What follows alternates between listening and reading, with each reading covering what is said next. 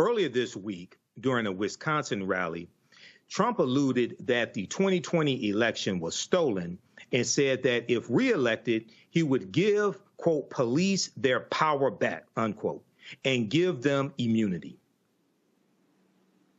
We're going to rebuild our cities and become a beacon of hope, safety, beauty, better than ever before. We're going to rebuild our cities. We're going to work with Democrat mayors who are running, in every instance, running them, Democrat mayors and many Democrat governors, and we're going to rebuild our cities. We're going to bring them back like they used to be, and we're going to make them safe places again. We're going to give our police their power back, and we're going to give them immunity from prosecution, so they're not prosecuted for doing their job.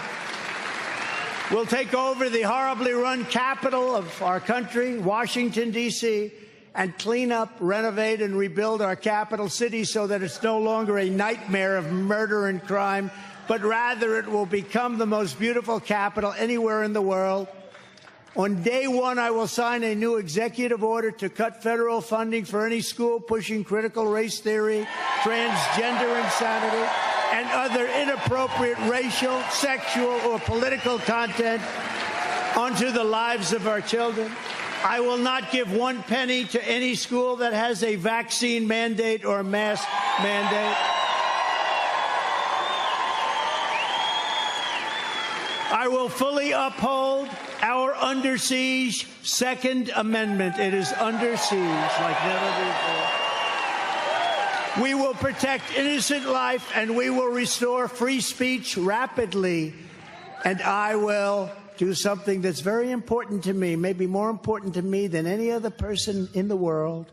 I will secure our elections, because you know what happened in 2012.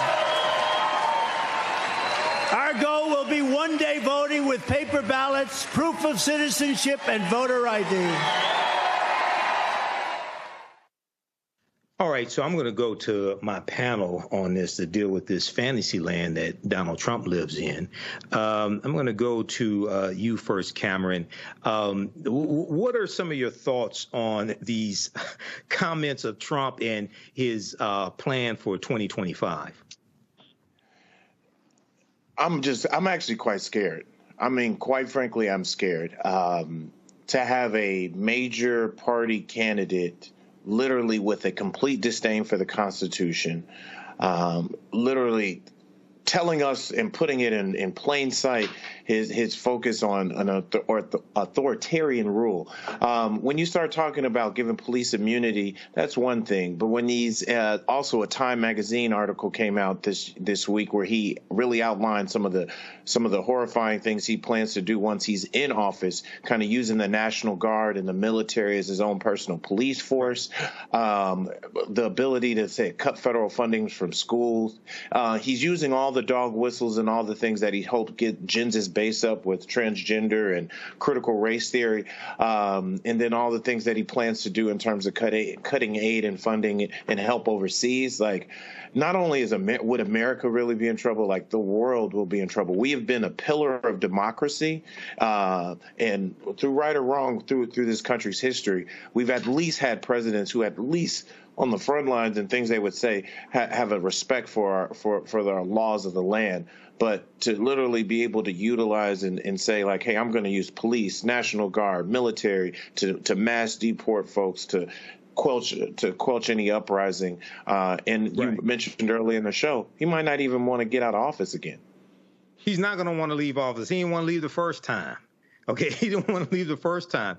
So, Donald Trump talks about crime rising in America, but that's actually contrary to the actual data. NBCnews.com, as well as other major news outlets, have an article from March 19th, 2024.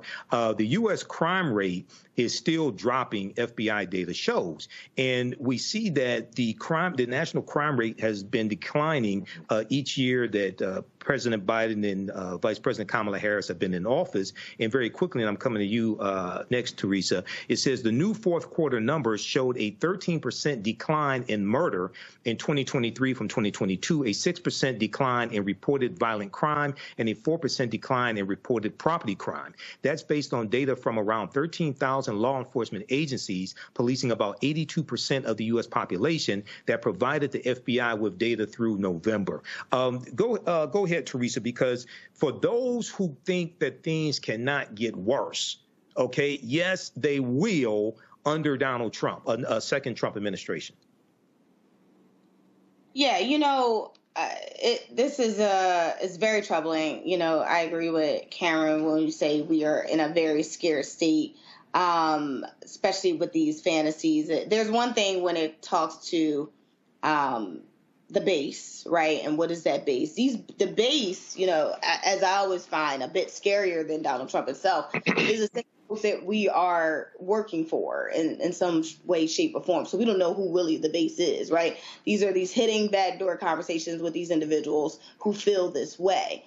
And so as we, as a public, try to push for equality across LGBTQIA, transgender rights, black and brown people rights, all the equality in the real estate, all of these things that make our country actually great. We have someone that is saying we're going to go back to a time where, we were in charge, and as we already know who that is. And so, and I guess earlier kind of already alluded to, it's bigger than, Joe Biden and his election. Yes, we need to vote for him, but here are the reasons why. The reasons why is because we are a united states, and that united feel and that united firm to keep violence down, to actually look at the stats. That's why we're paying for it, right? Taxpayer dollars are paying for these reports. So if we don't believe the reports and we only believe in poll numbers, what are we saying that we're doing? We're doing mismanagement of leadership. So I think there is one, again, we only have a couple months here till November to really get across the finish line with the right elected leaders, and, with someone that is, quote, on trial, fighting for their own freedom, fighting, to financially get themselves out of debt. It's right. Not them, it's their team around them. That's something that we all need to really be a participant in terms of coming to an election and making the right decision. Absolutely. Well, we look at the executive order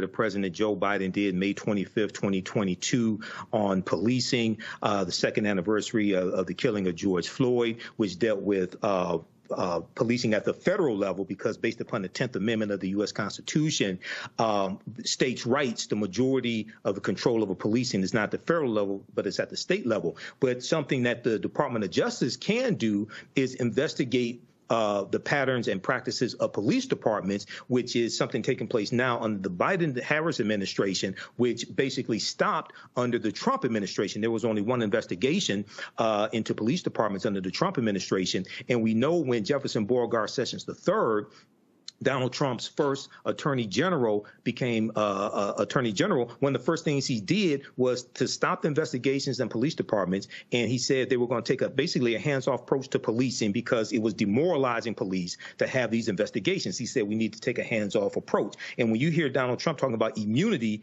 for police officers, this falls right in line with that.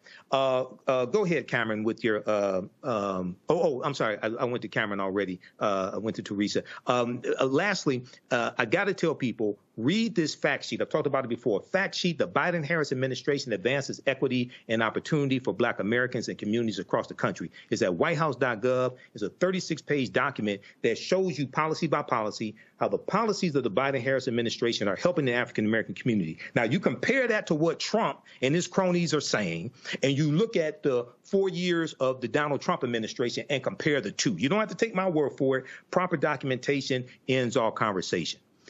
You're watching Roland Martin Unfiltered on the Black Star Network. We'll be right back. Now, if you like this type of information, you can support the African History Network a few ways. Be sure to register for the online history classes that I teach on Saturdays. Ancient Kemet, the Moors, and the Ma'afa, understand the transatlantic slave trade, what they didn't teach you in school. Visit our website, AfricanHistoryNetwork.com, AfricanHistoryNetwork.com. We deal with thousands of years of history and what leads up to the transatlantic slave trade taking place. This is a 10-week class. We're doing more than 2 weeks this time around. Next classes are Saturday, May 4th, Saturday, May 11th, Saturday, May 18th, and Saturday, May 25th, 2024, 2 p.m. Eastern Standard Time. Click right here to register here for the class. The class is on sale $60, regularly $130. We do the sessions live. All the sessions are archived and recorded. You can go back and watch it any time. So a year from now, 2 years from now, you can still watch the entire course. We have the lesson plan here for the entire course also already laid out, so you can look at the content that we cover. We deal with 80 to 100 articles. And I put together this class. I've been teaching this class on and off since 2017. Okay. I've been studying history 34 years now, do lectures across the country, been hosting the African History Network show 14 years. But we look at, there's over 200 slides that I put together, 80 to 100 articles that we'll go through and look at. The 15 books that we reference. You don't have to buy any of these books to follow along in class. I'll show you excerpts of the books on the screen usually.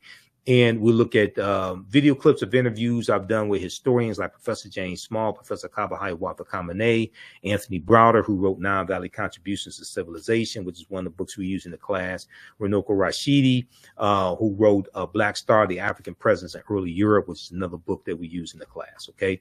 So you can register for this. This content is PG-13. You can use this information with your children as well. Visit our website, AfricanHistoryNetwork.com. AfricanHistoryNetwork.com. Okay. And we'll post the link here. The link's in the thread of this broadcast. And you can support us through PayPal and Cash App, $ the AHN show through Cash App, $ the AHN show through Cash App, and through PayPal, paypal.me /the AHN show. So we have the information right here on the website as well. This is our official Cash App account, $ the AHN show, SHOW. When you go to it, it'll say Michael and show my picture there.